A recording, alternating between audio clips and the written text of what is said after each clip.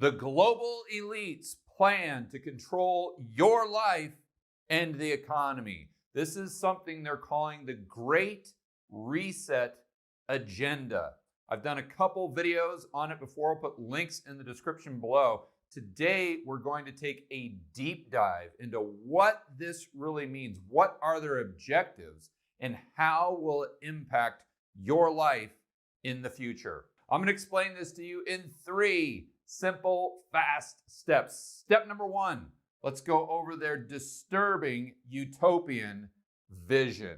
And this is going to get really bizarre here. It seems like something out of a sci-fi movie, but of course, I'm going to back it up with data from their website. By the time we get to step number 3, and we put all these pieces of the puzzle together, it is definitely going to be time to pour yourself that stiff drink. So let's dive right into it. They have a blog post that came out in 2016, 2017 that I think really summarizes their vision for 2030. So in the next 10 years, what will the United States look like? And the title of this blog post, and I'm not making this up, we're going to go to the blog post and I'll show you, is I own nothing, have no privacy, and life has never been better.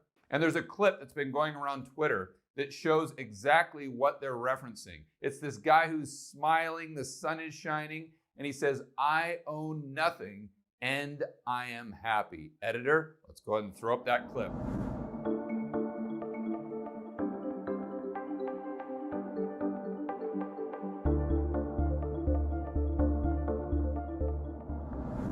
So basically, this vision they have for the future is everything is controlled by artificial intelligence.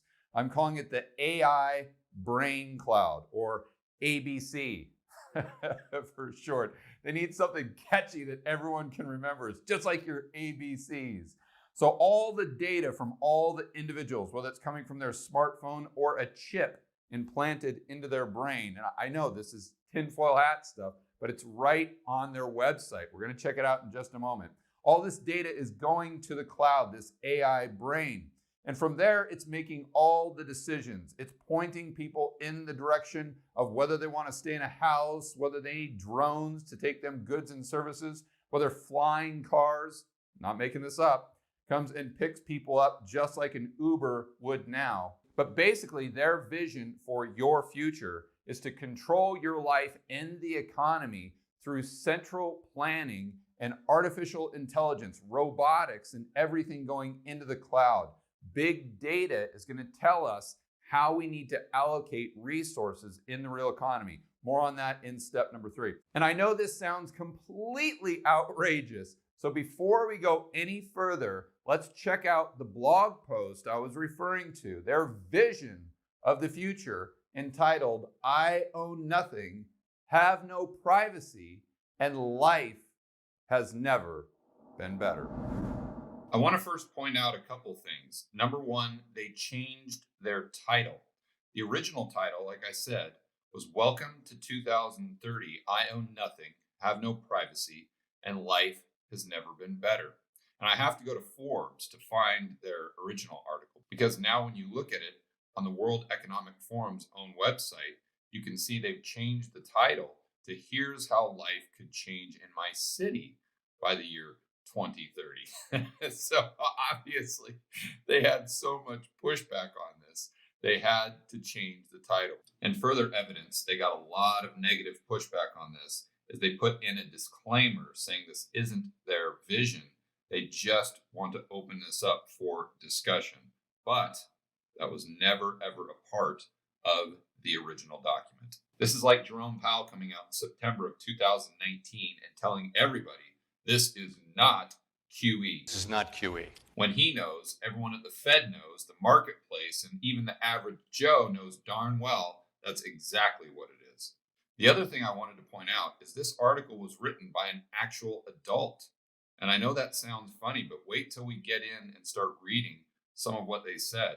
It was written by Ida Auken, who is a member of parliament in Denmark. And it's completely shocking that this wasn't written by a 7-year-old. Let's get into the article. Welcome to the year 2030. Welcome to my city. Or should I say, our city? I don't own anything. I don't own a car. I don't own a house. I don't own any appliances or any clothes. We have access to transportation, accommodation, food, and all the things we need in our daily lives, of course, based on what she defines as needs. One by one, all these things became free. So it ended up not making sense for us to own much. So you don't own anything and things are free. Sounds a little bit like communism, but more on that in just a moment.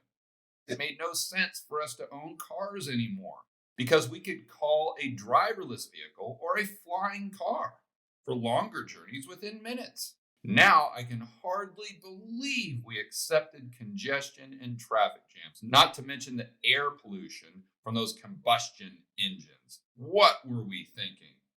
And this is where it starts to get really bizarre. And keep in mind, this is not only an adult writing this, but this is a member of Parliament in Denmark and a member of the World Economic Forum that's summarizing their views on the future. Sometimes I use my bike when I go see my friends. And it's interesting, she owns a bike, but she can't own anything else, not even clothes. I enjoy the exercise and the ride. It kind of gets the soul to come along for the journey. Funny how some things never seem to lose their excitement. Walking, biking, cooking, drawing, and even growing plants. It makes perfect sense and reminds us of how our culture emerged from a close relationship with nature. Now things go from bizarre and creepy to nightmarish. In our city, we don't pay any rent because someone else is using our free space whenever we don't need it. My living room is used for business meetings when I'm not there. Once in a while, I will choose to cook for myself. It's easy. The necessary kitchen equipment is delivered at my door within minutes. Since transportation became free, we stopped having all those things stuffed into our home. Why keep a pasta maker and a crepe cooker crammed into your cupboards? We can just order them when we need them. And here's where we go right into the twilight zone. Shopping? I can't really remember what that is. For most of us, it has been turned into choosing things to use. Sometimes I find this fun, and sometimes I just want the algorithm to do it for me. It knows my taste better than I do by now. So remember, all your thoughts and decision making are going straight into the cloud, into ABC, Artificial Intelligence Brain Cloud. And now we go from Twilight Zone straight into Hunger Games. My biggest concern is all the people who do not live in our city, those we lost on the way, those who decided that it became too much, all this technology, those who felt obsolete and useless when robots and AI took over big parts of our jobs, those who got upset with the political system and turned against it. I want to repeat that. Those who got upset with the political system and turned against it.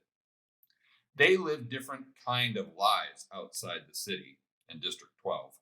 Some have formed little self-supplying communities. Others just stayed in the empty and abandoned houses in small 19th century villages. And now we go from Hunger Games straight into Orwell's 1984. Once in a while, I get annoyed about the fact I have no real privacy, nowhere I can go and not be registered. I know that somewhere, everything I do, think, and dream is being recorded. Okay, I'll give you a moment just to kind of shake off the creepiness, and we'll go over what that would look like right here on the dry erase board. AI, brain cloud, like I said earlier, or ABC, you got to know your ABCs. There would be a chip in everyone's brain that was transmitting signals into ABC at all times. It would also be on their phone, so all the transactions they did would go into ABC as well. They didn't talk about this specifically in the article, but in reading through the World Economic Forum's website, you see it mentioned in there constantly. So all of this data is going into the cloud, ABC, and then it's making decisions because, of course, it's way smarter than any human being or group of human beings could ever be. And then it's making decisions as to how resources are being allocated in the real economy. So we've got this guy here that's just thinking, I need a car. That goes right into ABC, and ABC sends a flying car out to pick him up. And remember, she talked about it in the blog post. I'm not making this up. Or we've got Prozac Paula. She is just so happy riding her bike with her daisies in the basket. She's got these spiral eyes, of course, just like a zombie. But she's thinking, I would love pasta. So AI Brain Cloud takes the drone and it sends it over to, we're not going to call it her house because she doesn't really own it. We'll call it the house. And the drone takes her everything that she needs to make a pasta dinner. And just a quick FYI, I think Prozac Paula is actually on the parliament in Denmark. Who knew? So these guys are hanging out in the smart house. Joe, Moody the millennial, and heroin guy. He's from one of my last videos, or I like to refer to him as the US economy. He is passed out there with his heroin needle. Who knows what's dripping out of that? But all these people just thought to themselves, I would like a house to be in right now. So ABC just opened up the door and sent them the coordinates on their cell phone. They just walked right over and walked right into the house. Wouldn't that be fun to go back to a house from a hard day of work, walk in and have all these random people laying around your couch and some guy on heroin having convulsions in the corner? That sounds like utopia to me for sure. Oh, but wait, there is more. It gets better. Prozac Paula rides her bike over to the house, walks over everybody, goes upstairs and takes a nap. But while she's dreaming, all of her thoughts are going into ABC. See, she's dreaming ABC is great, ABC is good. So ABC knows that, and he's very appreciative. So he sends the drone over to her house to drop off a sweater that says, ABC is my co-pilot. Very, very nice. But remember, there are some people that Ida is really, really worried about because they may look at this system and say, I want nothing to do with that. That would be me. But where do they go? Well, they have to live out in the forest and all the dirt. And I really feel sorry for them, Ida was saying. And I'm sure Prozac Paula would feel the same. But they have their own property and they have to grow their own food and trade back between one another. They have internal combustion engines like these trucks that ride around. And they can even make their own decisions. Ooh, yuck. Who could stand doing that? They can choose the color of their truck, or I'd like to point out, they could also have a cyber truck from Tesla, something green and something electrical. But all these people in District 12, we'll call it, they're the cretins, the outcasts, or maybe we'll even call them the rebels that don't appreciate just how good life can be when you're living under a system where you own nothing and have absolutely no privacy. But of course, you know what this system is called. It's communism. Communism is basically where you have no private property. Capitalism is where you have private property. That's for all those rubes and rebels that live in District 12. And I want to point out, a lot of people go back and forth on Twitter or in the comments of my YouTube videos and say, well, the Fed is part of capitalism because it's a privately owned entity.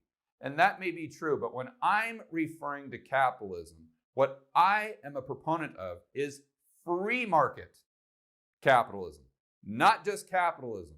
You have to have the free market component. So when you add that into the description, the Fed and the central planners are the antithesis of free market capitalism. But let's go to some quotes to really prove my point about how this, what I described on the whiteboard, and what Prozac Paula, or Ida, was describing in her blog post is just straight communism.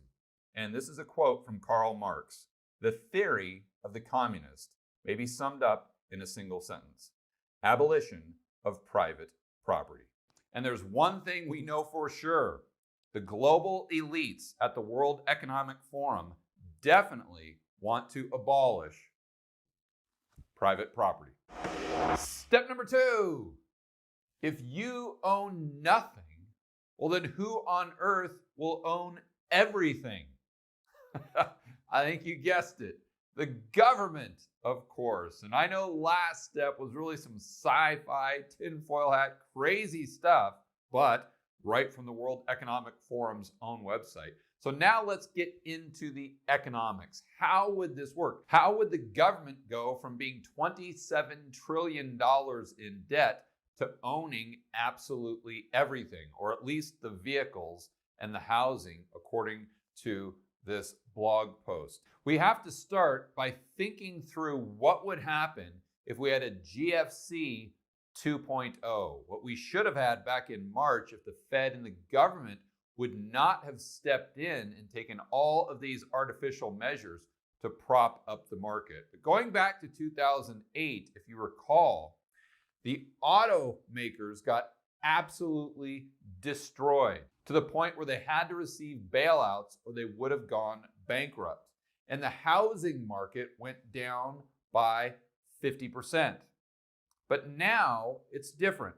In 2020, corporate debt is at all-time highs. The balance sheets are far worse than they were back in 2008. Also, consumer debt, very close to an all-time high. And we know housing prices are definitely at all-time highs in most major markets in the United States.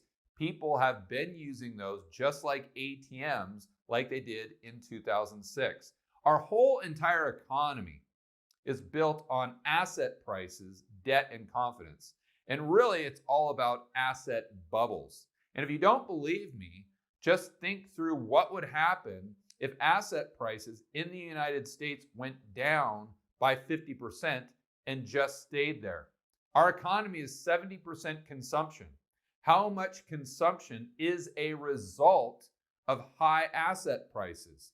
I would argue a good majority of it. So if a lot of these corporations were going bust and the average Joe was losing their home because they couldn't afford to make the payments, then that would give an opportunity for the Fed to come in and buy up those assets to once again try to prop up these markets. And right about now, your friend and family member Fred is stepping in and says, "George, you are crazy. We saw what happened back in March. The Fed and the government are never going to let asset prices go down again." One thing I would point out to your friend and family member Fred is the case study of Japan back in 1990. This is a chart from 1986 all the way to 2010 of the Japanese real estate market. It peaks way up here at 220 in 1990 and then comes all the way down over the span of the next 15 years. 15 years. It goes down and down and down and down. And I'd like to point out the Japanese stock market is also lower today than it was in 1990. And the reason I use Japan as an example is because they've done everything the Fed and the government is currently doing. We're about 10 years ahead of Japan. They've done QE infinity. They've had negative interest rates.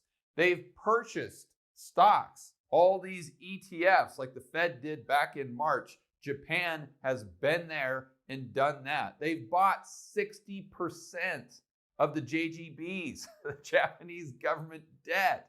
Everything that we would do in the future, most likely, Japan has already done. In spite of this, their real estate market has gone down for 15 years, and their stock market is lower today than it was in 1990. And you also may be saying to yourself, yeah, George, but the Fed and the government are going to come in and print so much money that we're going to get consumer price inflation, and that's going to keep assets elevated. But let's go back and remember the 1970s, stagflation, the definition of stagflation. The stock market between 1972 and 1974 went down by almost 50% in nominal terms, not adjusted for inflation. So when you actually adjust for the rate of inflation, purchasing power, they went down by a lot more than just 50%. So my point is asset prices can go down while money printing and consumer prices are going up. So what would happen if we saw something like that in the United States, an economy that is completely propped up by asset prices? The answer is the average Joe and the corporations would be desperate to sell to anyone. So the Fed comes in and says, yep, I'm your buyer. They go to average Joe, they buy his home, and they give Joe bank reserves because now Joe has a bank account with the Fed. More on that in step number 3.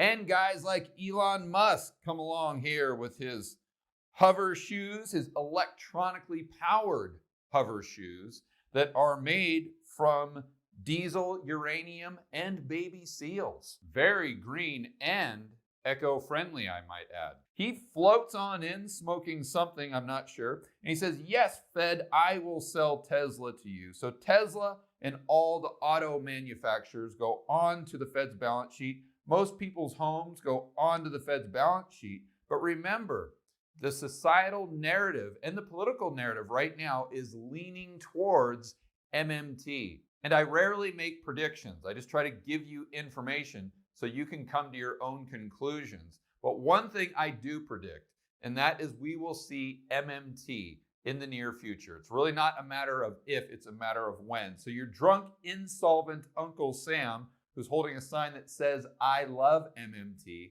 for obvious reasons, because he can buy more of your votes, comes in and merges the government with the Fed. So the two balance sheets become one. Whoa, time out. I want to give you a quick fun fact regarding MMT and the merger of these balance sheets. Who did President Biden, or President Harris, elect as the Treasury Secretary? None other than Janet Yellen, who is the former head of what? The Federal Reserve. In other words, the person that was in charge of the Fed's balance sheet is now in charge of the government's balance sheet. Perfect person to have in the position if you wanted to merge the balance sheets. Currently, the Fed has treasuries, government debt, as an asset on their balance sheet, and bank reserves, funny money that they print or just create electronic digits and accounts of guys like average Joe, Elon Musk, and the banks under the Fed's umbrella. The government has those same treasuries as liabilities on their balance sheet, and you ask what their assets are, the answer is not much. They've got about 3.8 trillion in assets against 27 trillion in debt.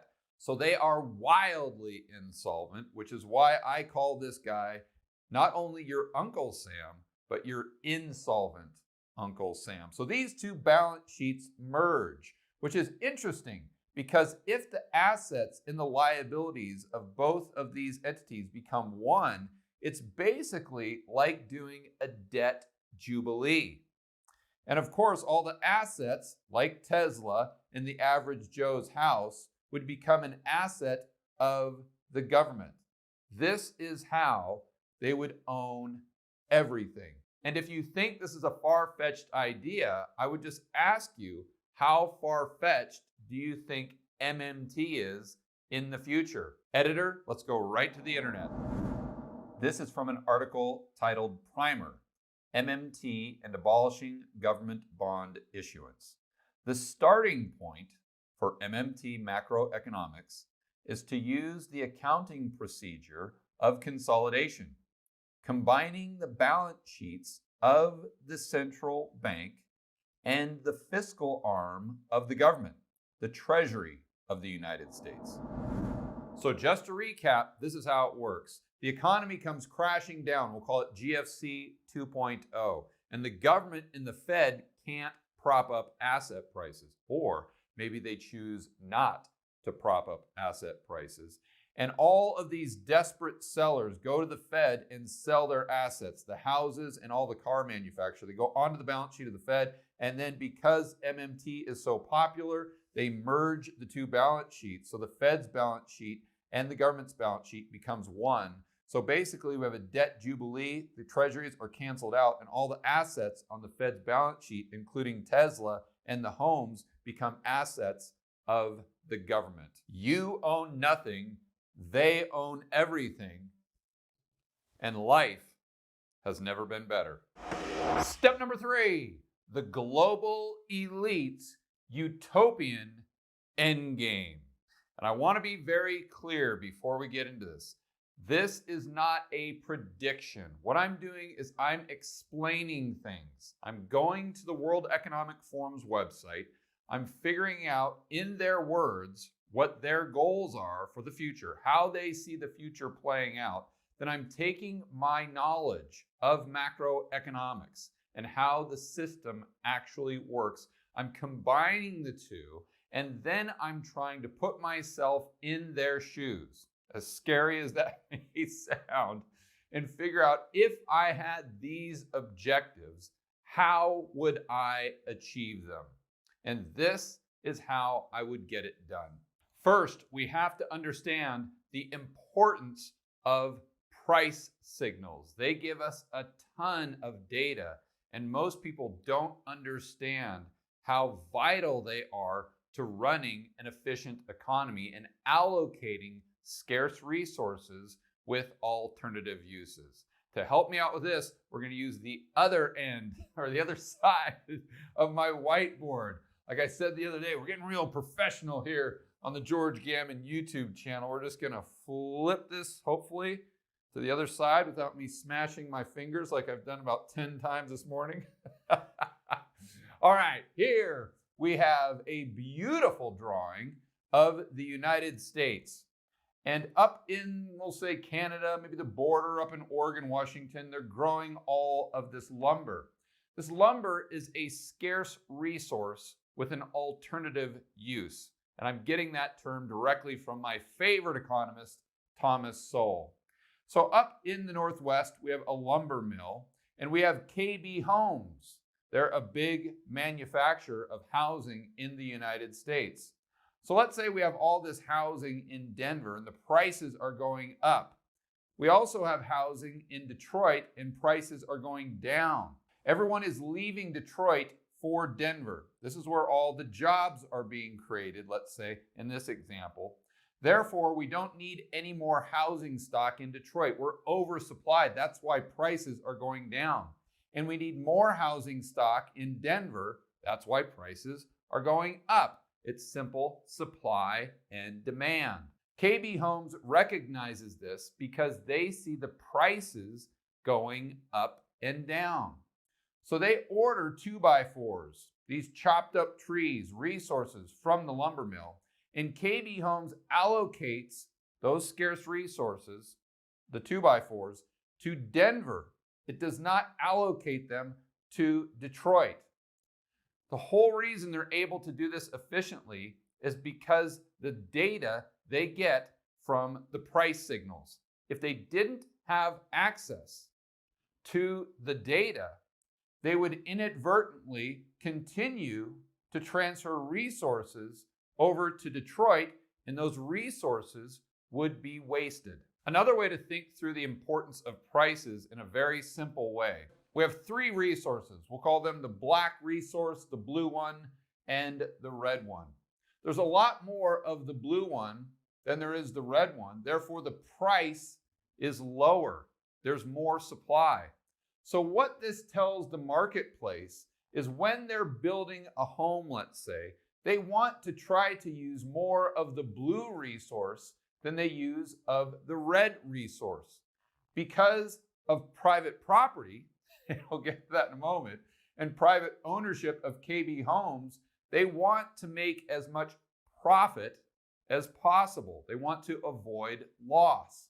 Therefore, they're going to utilize the resource that is more prevalent, and they're going to try to avoid using the resource that is more scarce. This is why the free market and free market capitalism, going back to what we talked about in step number 1, is the most efficient way to allocate scarce resources. It revolves around prices, but for price discovery to actually work, we have to have private property. And going back to step number 2, you know that private property makes the World Economic Forum, IDA, and our boy Klaus Schwab right here, who is the head of the World Economic Forum, it makes all of them very, very angry. Even Klaus Schwab's cat, Mr. Bigglesworth. If you're not familiar with Klaus Schwab, he is the head of the World Economic Forum and the one who is really pushing this great reset agenda. Editor, go ahead and throw up a clip for the viewer. I think you will see in about 2 seconds why I think he should be a part of Spectre, or maybe more appropriately, Dr. Evil and Mr. Bigglesworth. Now is the historical moment, the time, not only to fight severe virus, but to shape the system for the need for the post-corona era. In short, we need a great reset. A true real-life James Bond villain for sure. But when we talk about the importance of prices, I want you to realize I'm not just making this up. This is not something that I think would be great. And to understand that further, let's go right to the internet and check out one of my favorite websites, one that you should be reading all the time, Mises.org.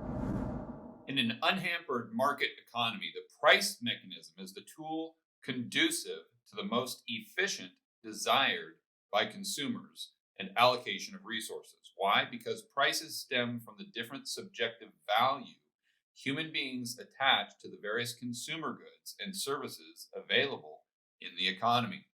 By repeatedly exchanging or buying and selling goods and services, sellers discover the values subjectively attached to consumption goods by demanders. The market value of goods.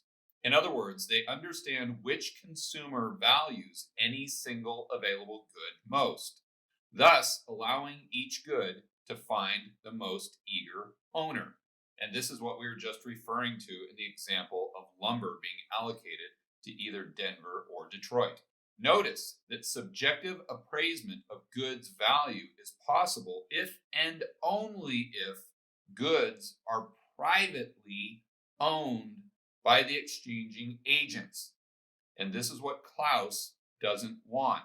They want us to own nothing. In fact, without private ownership of goods, exchanging agents could not enjoy the profit rewarding the discovery of the most eager buyers of the goods they want to exchange on the market. They would not be able to attain the highest possible reward for the exchange. Also, absent private ownership of goods, exchanging agents could not possibly experience losses. And this is why I always say that we have to let businesses go out of business. Taking it a step further, let's go to an article titled Price Signals as Guides for Resource Allocation. The market economy depends on price signals to correctly allocate its scarce resources. Scarce resources should command higher prices than more abundant resources. Guided by correct price signals, resource users will use scarce resources with higher prices for only high value purposes, and abundant resources with lower prices for lower valued purposes. And here's the key takeaway right here, guys. If prices are absent or set incorrectly, resource users will waste resources by using scarce resources for lower value purposes. and leaving abundant resources underutilized. That makes it crystal clear why the government and the Fed completely destroy the economy by meddling with their top-down, centrally planned approach. A great example of this is the government back in 2008 or prior to 2008, where they were pushing everybody to go into a home. That increased the prices of homes artificially, therefore an oversupply. We wasted scarce resources as a result. We built too many homes. That was a result mainly of the government coming in and artificially getting people into homes that otherwise could not afford them. Also, let's think about the Fed dropping interest rates to zero for almost 10 years. What did that allow? A boom in the shale industry that otherwise most likely would have been unprofitable. Therefore, the supply of oil goes up, up, up, up, up, and the price goes down.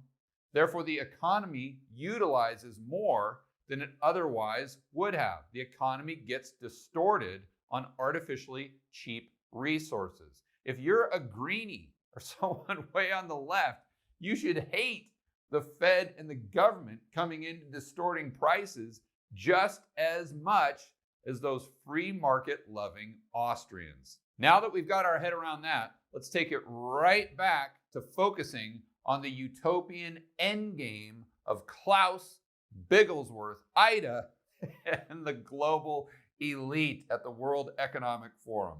We totally understand why communism failed. There were no price signals, therefore the government had no data to distribute to the individual farmers, in this case, we'll use a simple economy, that produced cows, corn, and cotton. They didn't know how much to grow, therefore wasting resources, the economy collapses. And I think the global elites are smart enough to figure that out. So taking everything they have on their website, all of the information and what they are saying themselves, combining that with what I know about macroeconomics and what the social and political trends are right now, this is how I would connect the dots. And this is what I think they will push more and more into the future, headed towards their socialist or communist utopia they want to achieve by 2030. So it all starts with the Fed and the government. They have merged the balance sheets through MMT, like we discussed in step number 2. They've hired Janet Yellen, someone with experience with the Fed's balance sheet, now managing the Treasury's balance sheet, a perfect person to manage the merger. Then they come in with the Banking for All Act. We've all heard about this. This is where the individuals, the average Joe and Janes, and the businesses in the economy will have an account held at the Fed. Now it'll be held at the Treasury or the government. So all of the transactions from the average Joe's cell phone, the data in real time, will go straight to the government. And if I was Klaus, how I would do it is I would take that data and I would shoot it straight over to ABC, Artificial Intelligence, Brain Cloud. I would have ABC crunch all of that data in milliseconds and then spit out directions to all of the individuals producing goods and services in the real economy. Whether they were humans or robots or maybe humans controlled by that chip in their brain, who knows how crazy the World Economic Forum really is. And let's not forget, all of the average Joe's thoughts, dreams, and vital statistics are going into ABC in addition to the data that's happening with all the transactions occurring in the real economy. This gives ABC all the mega amounts of data needed to tell the farmers how much they should grow. Whether it's soybeans, and you say, George, what happened to the cows? Well, in 2030, we're all going to be vegetarians according to the World Economic Forum. And no, I'm not joking. Editor, throw up the clip.